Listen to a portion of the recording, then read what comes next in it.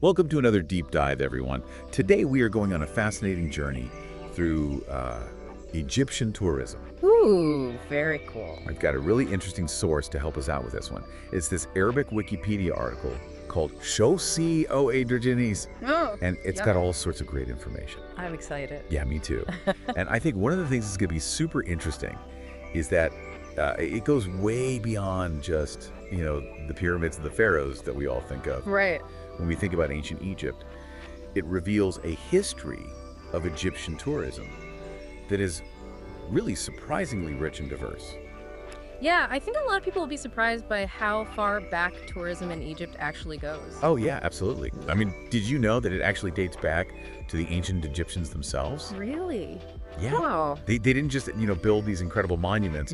They also really enjoyed recreational activities, cultural excursions, and even, that they did Nile cruises, Wow, like the ones today. just like the ones today. So they were cruising down the Nile just like tourists do today. Yeah. But like thousands of years ago. I never would have thought of that. I know. Such a cool little fact. So cool. What were some of the ways that they experienced tourism besides just the Nile cruises? Well, for one thing, travel was very often tied to religious festivals and pilgrimages. Okay. So they would journey to these sacred sites, much like people visit religious destinations today. Right. And of course, there was a social aspect to travel as well. That's right. It's Egyptians visiting family and friends in other cities, Makes sense. attending sporting events, and even, enjoying festivals and entertainment. So they had a pretty good grasp of the whole, travel and leisure concept back then. I guess some things never change, right? Exactly. Something's never changed. Okay. Okay, so how did tourism evolve after the ancient Egyptians? Well, the article talks about how during the Islamic Golden Age, Cairo became kind of a renowned center of learning and culture and trade. Oh, wow. Bustling markets, impressive mosques, and just this vibrant intellectual life that was happening. Right. And so this attracted travelers from all over the Islamic world who were drawn to Cairo's reputation That makes sense. as the sophisticated center of knowledge. Yeah, so it wasn't just about, seeing these ancient wonders anymore. It was about experiencing the culture and intellectual life of a thriving city. Exactly. That's really interesting. I love how tourism evolves along with, how a society develops. Right. Now, I know that later on, Europeans kind of started to rediscover ancient Egypt and its treasures. Right. That must have been a huge shift for Egyptian tourism. It was. It really reignited that European fascination with Egypt's ancient past. Right. The French campaign, led by Napoleon in the late 18th and 19th centuries, was really influential. Yeah. I mean, think about it. Huge archaeological expeditions, the deciphering of hieroglyphs, Right. the publishing of all these monumental works, Oh, like right. the Description de l'Egypte. Yeah. And that sparked a whole new wave of travelers eager to see these ancient wonders for themselves. That makes sense. It's like Egypt was back in the spotlight, but for a whole new audience. Right. Yeah. A whole new wave of tourists. Yeah. Okay, cool. Now, the article mentions this guy, Muhammad Ali, who seemed to be pretty forward-thinking. Oh, yeah, he was quite the visionary. Yeah, so what did he do for tourism? Well, he recognized the potential of tourism and took some real steps to develop it. Okay. So he established a dedicated department in 1845 called Morsheed. Okay. And this was basically like the first tourism ministry. Wow. And it managed travel logistics for tourists and laid the groundwork for a more organized tourism industry. Talk about being ahead of his time. Yeah. That's really cool. So we've got ancient Egyptians cruising the Nile, Cairo, buzzing with intellectuals, Europeans flocking to the pyramids. It's amazing how much variety there's already been. I know. But let's be honest, most people associate Egypt with those iconic pyramids. Right. If someone told me they were going to Egypt, that would be the first thing I'd think of. What would you say to someone who thinks that's all there is to see? I would say get ready to be surprised. Okay, I like that. Because Egypt's tourism scene is like this huge buffet I like that. of experiences. It goes way beyond the pyramids offering something for everyone. Okay. Whether you're a history buff, a beach bum, Yeah. a nature enthusiast, whatever, I'm sold. Egypt has got you covered. Lay it on me. What kind of diverse tourism experiences does Egypt have up its sleeve? Well, let's start with something classic, leisure tourism. Egypt has over 3,000 kilometers of stunning coastline along the Red and Mediterranean seas. Wow. So imagine, relaxing on these pristine beaches in Sharm el-Sheikh, diving amidst the coral reefs in Hurghada, Yeah. exploring the historic charm of El Alamein, Uh-huh. and of course those timeless Nile cruises offering a unique way to experience the country's ancient cities. Okay, so you've got my attention with those beaches and the Nile cruises. Yeah. What about something for the history and culture lovers out there? Oh, Egypt is like an open-air museum Right. with sites that span tons of different civilizations, Yeah. from ancient Egyptian and Greco-Roman to Coptic and Islamic. Wow. And we're not just talking pyramids here. You've got the magnificent Temple of Karnak in Luxor, Okay. the impressive Roman amphitheater in Alexandria, Yeah. and the historic citadel of Salah al-Din in Cairo, just to name a few. It sounds like you could spend a lifetime exploring those sites and still not see everything. For sure. But Egypt isn't stuck in the past, right? What about some more modern cultural experiences? Absolutely.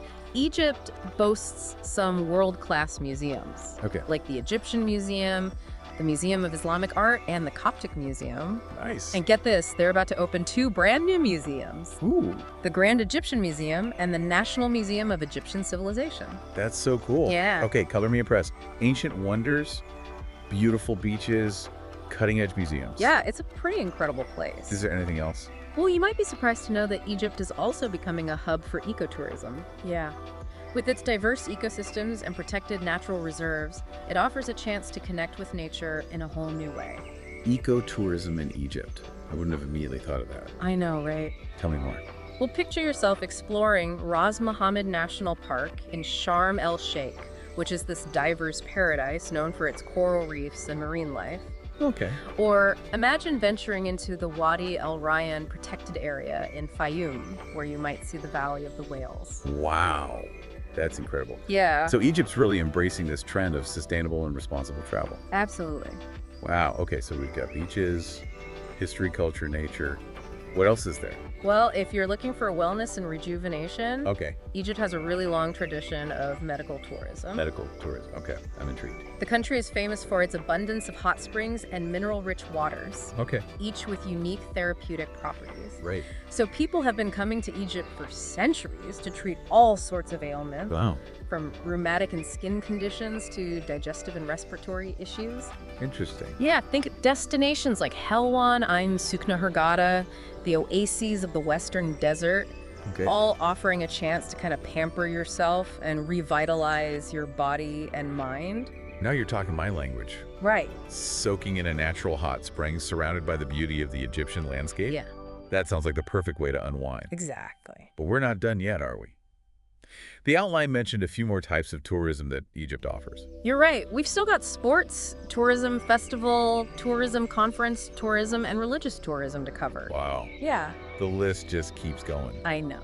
You're making me want to book a flight to Egypt right now. You should. But before we jump into those other types of tourism, I think it's time for a little reality check. Okay. You know, the article also talks about some of the challenges that are facing Egyptian tourism. Right. Let's take a look at those in the next part of our deep dive. It's good.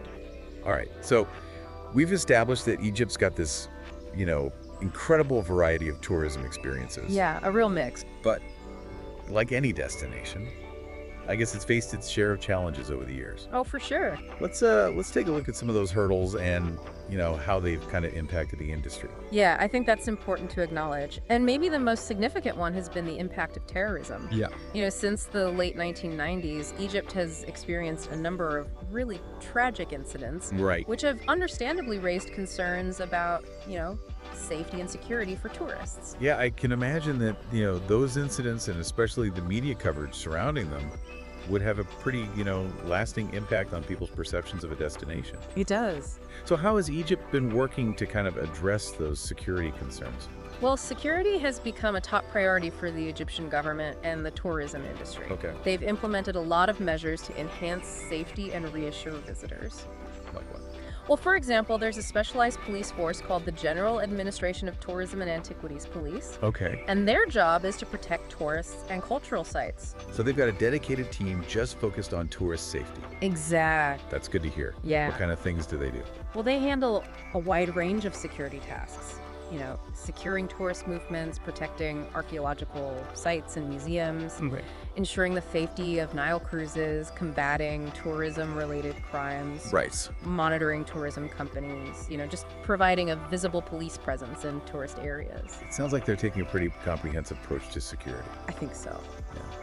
But aside from terrorism, what other challenges has Egyptian tourism faced? Well, Political instability. That can have a huge impact on tourism. Right. The 2011 revolution and the subsequent unrest led to a pretty sharp decline in tourist arrivals and revenue. Yeah, that makes sense. Yeah. When things feel uncertain, people are going to be hesitant to, travel, especially if it involves places that they perceive as being, potentially risky. Definitely. Right. And even though Egypt has made strides in restoring stability, Uh-huh. the lingering effects of those events, coupled with, global economic factors, Of course. like the 2008 financial crisis, Yeah. they continue to pose challenges for the tourism industry. Yeah, it sounds like a pretty complex mix of, internal and external factors It is. that have really shaped, the landscape of Egyptian tourism. It has been a bit of a roller coaster the past few years. But amidst these challenges, I think it's important to remember, all the positive aspects. Of course. The things that continue to draw people to Egypt. Absolutely. I mean, it's an amazing country. Yeah, and one of those undeniable draws is just Egypt's rich cultural heritage. Right. Speaking of which, Yeah. did you know that Egypt is home to 7 UNESCO World Heritage Sites? 7. Wow. That's quite a collection. Yeah. I'm always fascinated by UNESCO World Heritage Sites. Yeah. It's like a global stamp of approval Yeah. highlighting these places that are just, exceptionally valuable to humanity. For sure. So what are some of those treasures in Egypt? Well, let's start with Abu Menna, which is this ancient Christian monastic city in the Western Desert. Wow. And it dates back to the late Roman era, Okay. and it was a major pilgrimage center during the early Christian period. That's amazing. Yeah. Imagine exploring the ruins of churches and monasteries Right. that give you a glimpse into the life and beliefs of these early Christians. It's just incredible to think about people traveling to this remote desert location centuries ago, drawn by their faith. It's powerful. Yeah, it really speaks volumes about, the enduring power of spirituality and the significance of these pilgrimage sites throughout history. I agree. So what other UNESCO sites does Egypt have? Well, how about Luxor? Okay. This site has the ancient city of Thebes and its necropolis, including iconic landmarks like the Temple of Karnak, Luxor Temple, the Valley of the Kings and Queens, Wow. and Deir el-Adina, which was the village where the artisans and workers who built the royal tombs lived. Wow.